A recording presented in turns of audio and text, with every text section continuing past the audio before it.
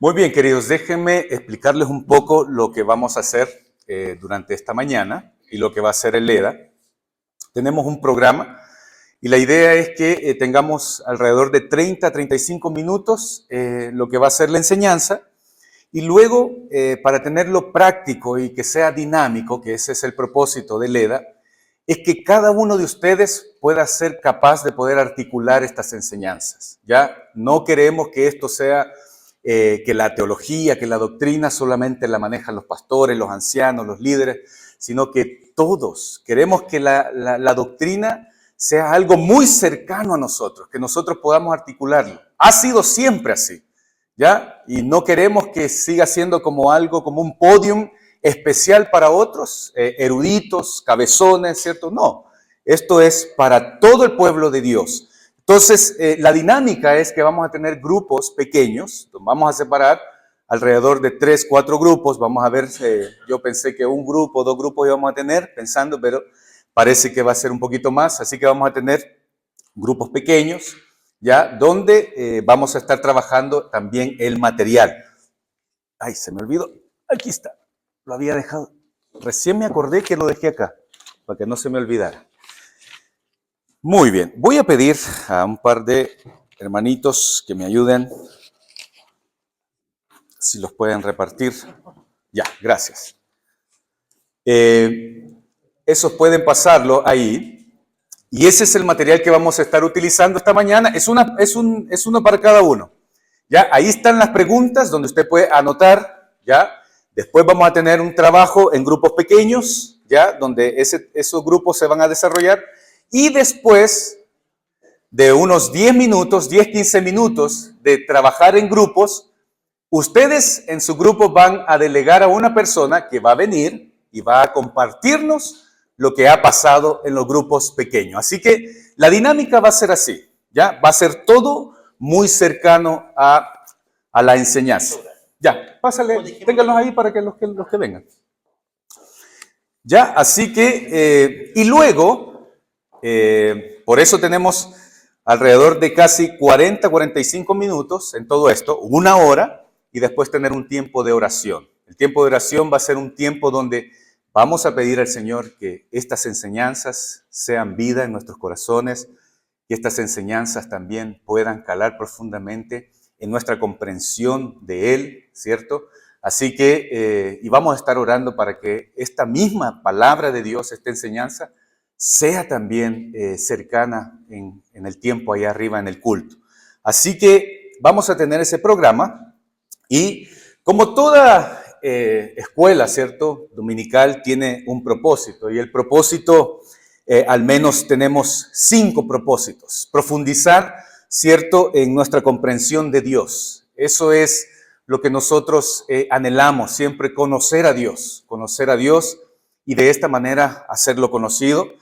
Fortalecer nuestra fe, ¿cierto? Y la confianza en la gracia de Dios.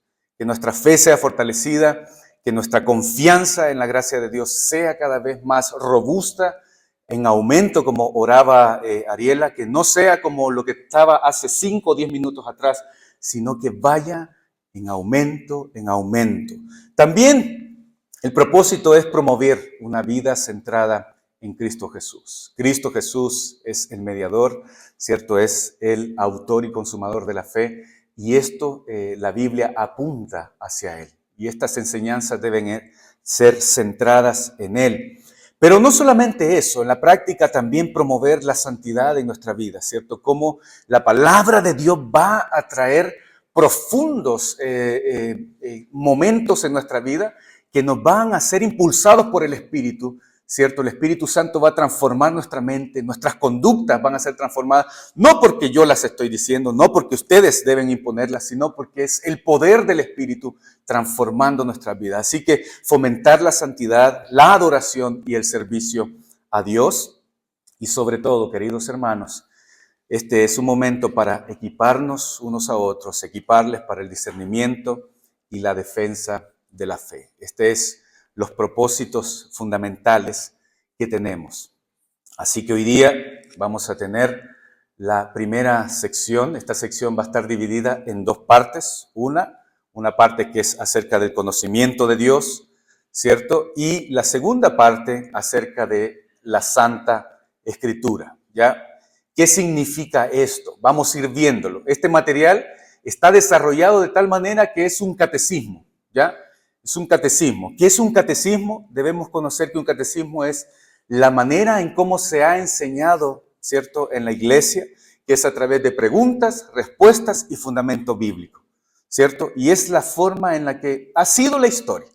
Ha sido la historia de la iglesia enseñando desde los pequeños hasta los adultos. Y este material está entonces diseñado de esa manera. Vamos a comenzar entonces nuestra primera pregunta, que dice así. Ahí está en sus materiales, ustedes lo tienen. ¿Qué es lo mejor que puede conocer la humanidad? Bueno, lo mejor que lo que puede conocer el hombre, ¿cierto?, en esta vida es el conocimiento del verdadero Dios a través de Jesucristo, a quien Él envió. Claudita tiene lápices allá, si alguien necesita, por favor, levante su mano. ¿Ya? J.I. Packer, en su libro Hacia el conocimiento de Dios, escribió las palabras de un pastor que decía que alguien dijo que el estudio apropiado de la humanidad es el hombre mismo. Es decir, la ciencia y la profundidad del hombre es conocerse a sí mismo y seguir profundizándose a medida de conocerse más. Pero fíjense que él dijo, está bien, no neguemos eso, no lo neguemos, pero pensemos que de igual manera el estudio apropiado para los hijos de Dios, para aquellos que han sido escogidos por Dios, dice que el estudio apropiado es el conocer a Dios. La ciencia más elevada, la especulación más encumbrada, dice J.I. Packer, la filosofía más vigorosa que pueda jamás ocupar la atención de un hijo de Dios es el nombre, la naturaleza, la persona, la obra, los hechos y la existencia de este Dios. Es decir, no hay ningún problema que conozcamos la ciencia, ¿cierto? Todo lo que este mundo tiene, pero el mayor conocimiento del hombre es conocer a Dios. Si bien lo dice ahí entonces la Escritura, pueden poner ahí dentro del fundamento bíblico Jeremías capítulo 9, versos 23 al 24, donde Jeremías dice, no se gloríe el sabio de su sabiduría, ni se gloríe el poderoso de su poder, ni el rico se gloríe de sus riquezas, pero si alguien se gloría, gloríese de esto, de que me entiende y me conoce. Pues yo soy el Señor que hago misericordia, derecho y justicia en la tierra, porque en estas cosas me complazco, dice el Señor. Entonces, queridos hermanos, el estudio más excelente para ensanchar el alma nuestra es la ciencia de Cristo, es conocer al Señor. Alguien dijo también por ahí que Dios es muchas veces incomprensible, ¿cierto? No lo vamos a poder comprender porque nuestras mentes son limitadas, pero Dios se ha dado a conocer. Él es conocible. Dios se ha dado a conocer. Entonces, el verdadero conocimiento, ¿cierto?, que puede tener el hombre es el conocer a Dios. ¿Cómo podemos conocer a Dios? Solamente a través de su propia revelación. La verdad no se descubre. Nadie ha descubierto la verdad. La verdad se ha dado a conocer. Y esto es lo que nosotros debemos entender, que nadie ha podido descubrir. Todos han palpado y han andado como ciegos tratando de descubrir la verdad. Pero la verdad misma se da a conocer. Dios se ha revelado y Él ha decidido revelarse a través de la creación y a través de su palabra. Eso está en Salmos capítulo 19, versículos del 1 al 3. Es un salmo muy conocido, ¿cierto?, por nosotros. Los cielos proclaman, o los cielos cuentan, ¿cierto? Cuentan la gloria de Dios, versión RB 60, ¿cierto? Y el firmamento anuncia la obra de sus manos. Un día transmite el mensaje al otro día y una noche a la otra noche. Así que usted solamente puede, si quiere, hacer una síntesis de lo que es esa pregunta, o si es rápida para escribir o rápido para escribir, ahí puede escribir o solamente poner también el pasaje el pasaje bíblico, Salmo 19, 1 al 3.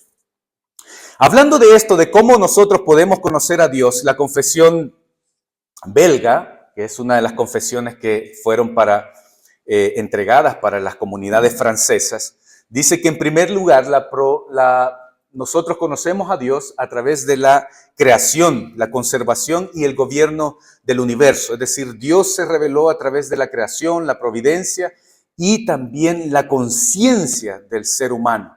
El ser humano sabe innatamente lo que es bueno y lo que es malo. Lo que pasa es que por la caída, su inclinación no va a poder escoger lo bueno. Pero nosotros, el ser humano, fue diseñado y tiene una conciencia tal de que sabe lo que es bueno y lo que es malo. Pero Dios también se ha dado a conocer a través de la creación, porque este es para nuestros ojos como un hermoso libro. La creación misma se abre como un libro en el que todas sus criaturas, grandes y pequeñas, son cual caracteres, es que nos dan a contemplar las cosas invisibles de Dios. Esta creación, ¿cierto?, nos da a entender que hay un Dios que existe, que ha creado todas las cosas. Ya, esto lo vemos en el artículo 2 de la Confesión Belga, habla acerca de esto, ya, de que nadie tiene excusa de decir Dios no existe. Y esto es algo que debemos nosotros entender. Muchas veces tratamos de justificar y decir, pero qué injusto es para aquellos que nunca han escuchado el Evangelio, que nunca se les ha predicado el Evangelio. La humanidad completa es testigo y saben, y todos, si no entendieron y si rechazaron el Evangelio, la creación misma habla acerca de Dios. Y eso Pablo lo dice en Romanos capítulo 1, ¿cierto? Que la misma creación habla de la deidad de Dios.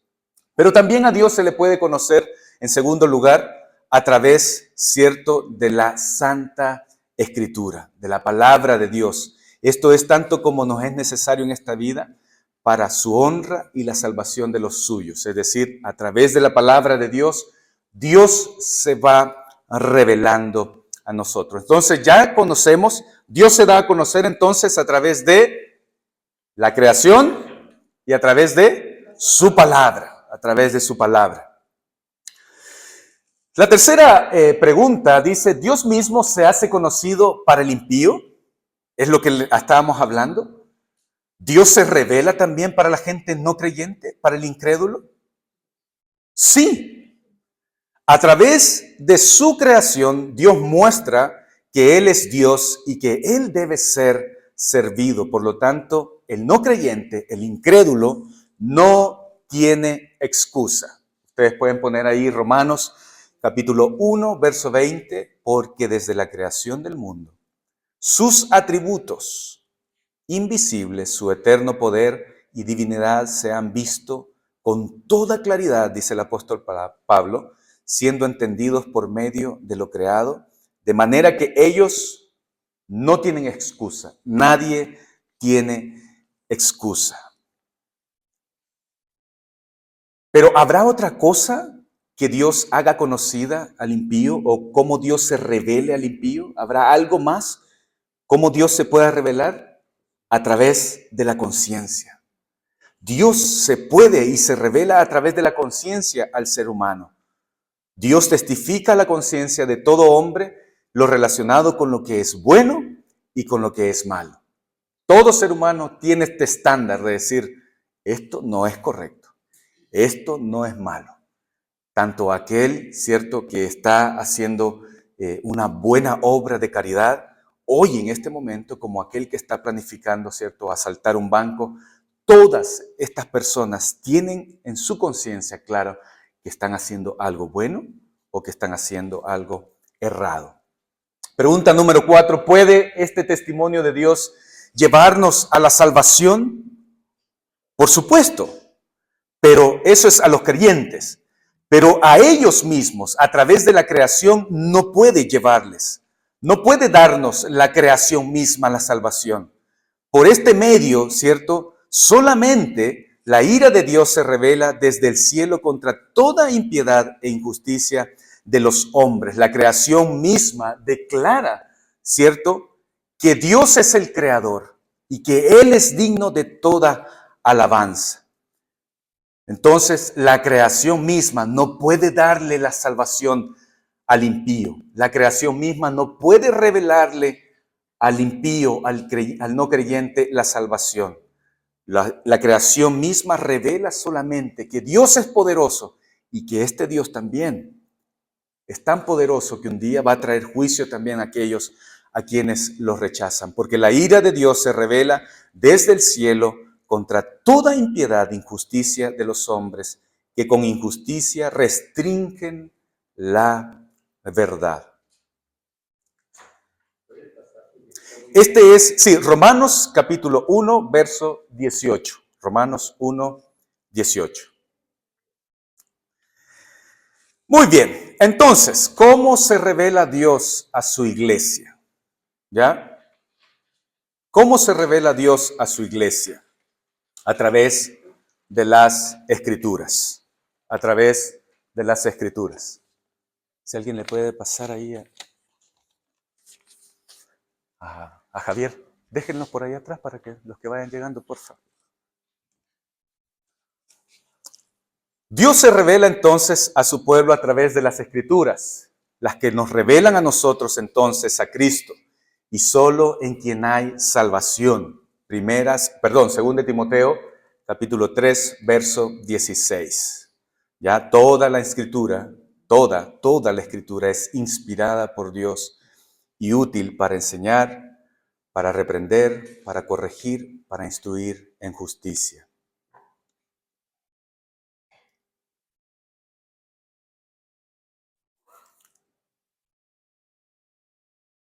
Segunda de Timoteo 3, 16.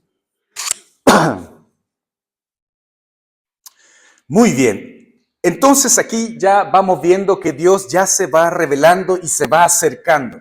Y a través de la Escritura. Ahora, la pregunta es, ¿pudo haberse Dios revelado a su pueblo, a su iglesia, a ustedes? Recuerden bien, a través de la creación.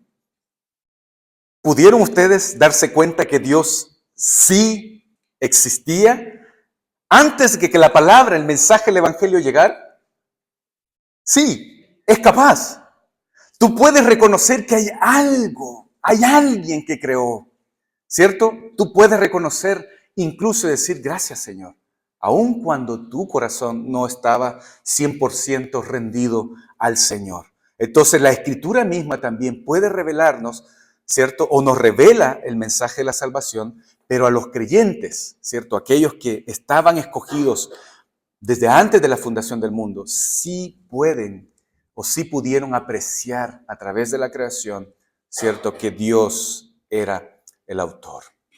Vamos a pasar entonces a la segunda sección de esta parte, de esta primera lección, que es la Santa Escritura, cómo Dios se revela. Sí. El creyente es aquel que cree en Dios y en nuestro Señor Jesucristo. Exactamente. Es interesante, ¿ah? Porque acordémonos, ¿cierto? Que este camino o esta directriz que Dios ha dejado no es creer en el Padre, ¿cierto? Sino es que todo ser humano debe reconocer que nuestra relación con Dios está truncada y que necesitamos sí o sí un intermediario, necesitamos un intercesor para poder acercarnos al Dios único y verdadero. Entonces, ahí nosotros debemos ir hilando fino qué significa Dios para ellos. ¿Quién es Dios para ellos? ¿Cierto? Y si es este Dios que envió a su único Hijo a morir por nosotros, en quien nuestra vida, ¿cierto?, no era aceptada delante de Él a causa de nuestro pecado, necesitamos un camino para que nos lleve a Él. Entonces, creyente verdadero, Jesucristo dijo, y esta es la vida eterna, que te conozcan a ti. Pero no se quedó así, no se quedó ahí, Juan 17:3. Y que te conozcan a ti, al único Dios verdadero, y a Jesucristo, a quien has enviado. Yo soy el camino, la verdad y la vida, nadie viene al Padre por mí, yo soy la puerta, ¿cierto? Todo el que quiere venir al Padre, por mí debe entrar.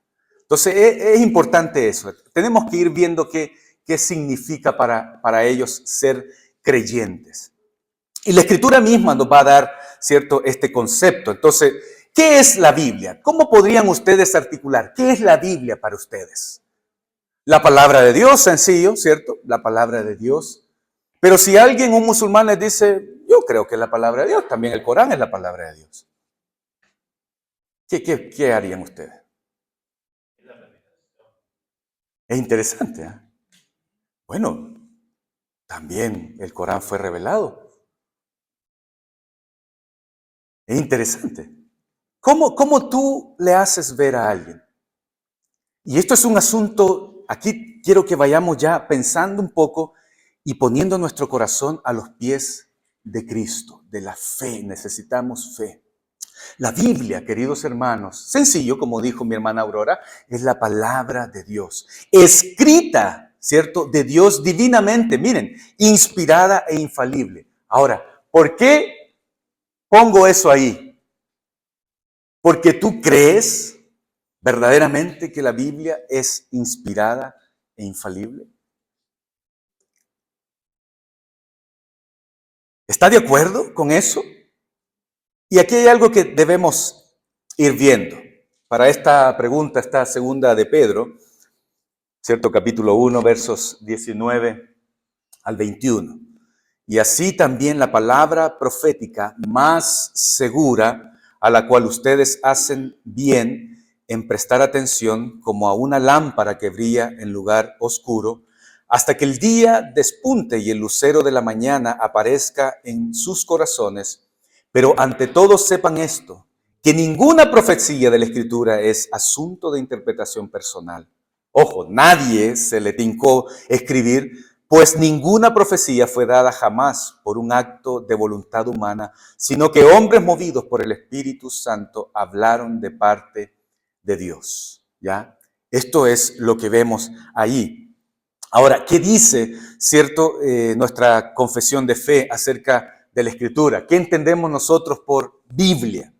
¿Qué es lo que entendemos nosotros? Bajo el nombre de Biblia o la palabra de Dios escrita se encuentran todos los libros. ¿Cuántos libros se encuentran? 39 libros del Antiguo Testamento y 27 del Nuevo Testamento. Todos estos fueron dados por inspiración de Dios para que sean la regla de fe y de conducta para todo creyente. Ahora, aquí es interesante ponernos a pensar cómo sabemos que este libro es la palabra de Dios. ¿Cómo? ¿Cómo yo me puedo dar cuenta? Bueno, es sencillo, hay evidencias internas y hay evidencias externas. Y nosotros debemos ver que las evidencias internas, yo lo que les estoy dando anteriormente son evidencias internas. ¿Qué es lo que dice la Biblia? Esas son evidencias internas. ¿Qué dice la Biblia de sí misma? Pero hay evidencias externas, ¿cierto? La historia misma, ¿cierto?, ha dado cuenta de que la Biblia, ¿cierto?, es un libro muy especial. Es un libro que ha trascendido la historia y que no sabemos cómo ha podido llegar hasta hoy día a nosotros. La Biblia ha sido sometida, ¿cierto?, a muchas pruebas. Ha sido también sometida a cuidados especiales y tanto ha estado en peligros como en cuidados. Dios ha estado al pendiente de todo. Entonces, los escritores, ¿cierto?, los historiadores acerca de la Escritura, ellos han hecho todo un estudio especial sobre la veracidad de la Escritura, cómo la Biblia misma, ¿cierto?, tiene algo especial, pueden decir ellos, o tiene algo interesante. Pero lo que es para nosotros importante es que la Biblia es inspirada por Dios. Ha sido inspirada por Dios. Ahora, ¿qué quiere decir inspiración? Y aquí es bueno hacer una aclaración de términos, queridos hermanos, sobre lo que entendemos por inspiración. ¿Qué es inspiración? Es aquel acto de parte de Dios por el cual Dios movió, iluminó e infaliblemente, es decir, sin falla alguna, dirigió a hombres a escribir la Biblia. ¿Ya? Es el acto de Dios, Dios mismo, ¿cierto? Fue quien movió, quien iluminó y quien no permitió que hubiesen fallas dirigiendo a estos hombres. Segunda de Pedro 1:21. Segunda de Pedro 1:21. Ahora, aquí me gustaría que veamos esto que me encanta sobre el tema de la inspiración. Ustedes pueden ahí ponerlo en sus papeles, pero se me olvidó dejarles un poco de espacio sobre la inspiración. Fíjense que la Biblia, cuando habla o nos referimos acerca de la inspiración significa que fue inspirado por Dios, tal cual, ¿cierto? Pero ¿qué es este acto? Es el acto de soplar, ¿cierto? Es el acto de exhalar. Dios exhaló, Dios expulsó, ¿cierto? Su aliento. Es la misma imagen o lo que nosotros podemos entender por lo que sucedió en Génesis capítulo 2, verso 7. Entonces el Señor Dios formó al hombre del polvo de la tierra y sopló en su nariz el aliento de vida e inspiró, ¿cierto? Y sopló aliento de vida al ser humano. Dios sopló al barro y el barro, gracias, tuvo vida. Dios sopló, ¿cierto? En palabras a un libro, ¿cierto? Y este fue inspirado. Ahora, esta palabra que ustedes ven aquí, theoneptus, ¿ya? O theonestus, ¿ya? Es algo que nosotros vamos a ver en el original griego. Eso es lo que dice que Dios inspiró. Toda la escritura es inspirada. Este es el término que aparece allí. Toda la escritura es inspirada por Dios, es decir, es exhalada por Dios. Dios expulsó sus palabras. Dios habló su palabra. Pero cuando nosotros nos referimos a los hombres, ¿cierto? Los que escribieron, no fueron inspirados ellos. Ojo, aquí esto es interesante. Los hombres, ¿cierto? Los santos hombres de Dios hablaron siendo inspirados por el Espíritu Santo. Y esta palabra inspirados tiene otro significado. No es el soplo, ¿cierto?, de Dios sobre ellos, sino que las palabras que ellos escribieron son inspiradas por Dios. Y aquí puede sonar un poco enredado esto, pero fíjense lo que dice aquí. Ni por iniciativa humana, al contrario, fue el Espíritu quien inspiró. La Reina Valera dice también inspiró, pero es la palabra original, es impulsó a los profetas y ellos hablaron de parte de Dios. Para entender un poco sobre esta palabra, inspiración, ahí está. Inspirados en este concepto de los hombres significa ser llevados a lo largo de. ¿Ya? Segunda de Pedro 1:21, pues ninguna profecía fue dada jamás por un acto de voluntad humana, sino que hombres inspirados por el Espíritu Santo hablaron de parte de Dios, impulsados a escribir. El Espíritu Santo supervisó a los escritores en todo momento. El Espíritu Santo garantizó la integridad del producto que Dios quería para su iglesia. El Espíritu Santo se aseguró de que la obra terminada sea su palabra.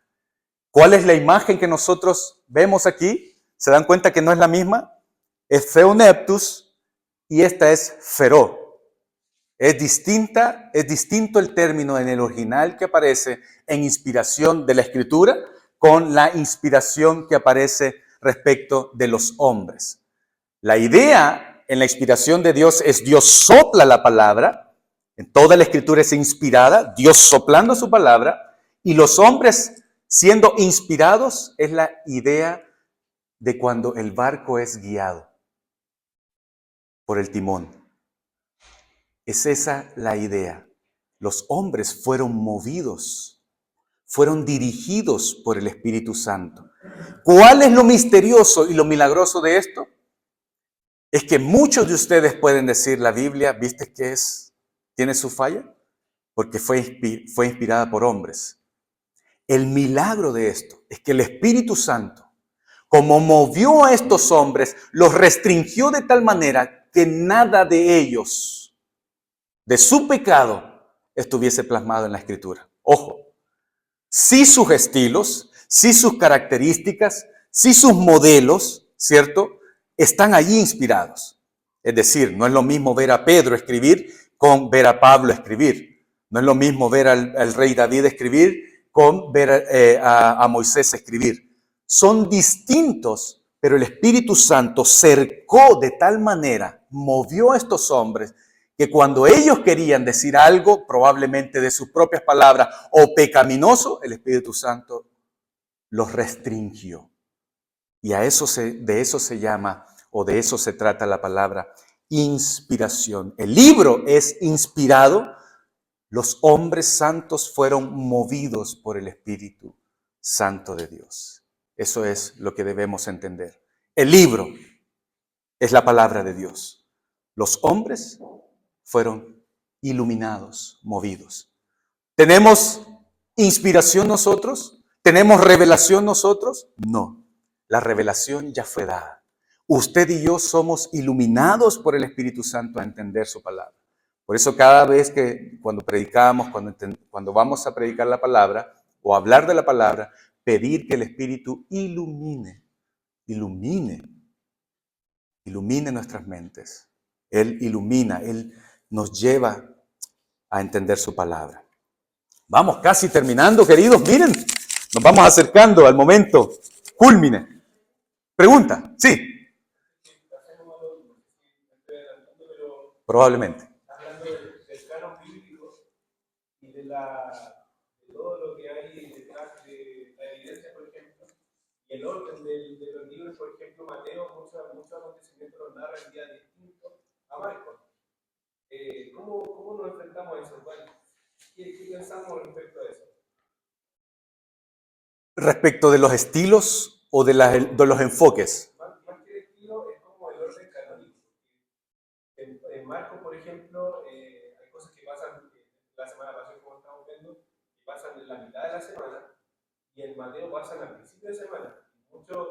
Y en muchos otros evangelios aparece que pasan al principio de la semana, y en Marcos parece que es el tercer día. Entonces, ¿cómo enfrentamos a eso? ¿Cuál es la respuesta a eso? En teología bíblica, nosotros lo podemos entender como parte de los evangelios sinópticos, es decir, primeramente los enfoques que tienen, hacia quiénes están dirigidos y qué es lo que quieren llegar a dar a entender para dichos oidores. Entonces, respecto en el canon no afecta mucho, porque el canon, recuérdense que el canon, aún en el canon, cuando fue descubierto por la misma iglesia escoge el canon. Pero ojo, hasta ese momento también fue Dios también quien cubrió ahí.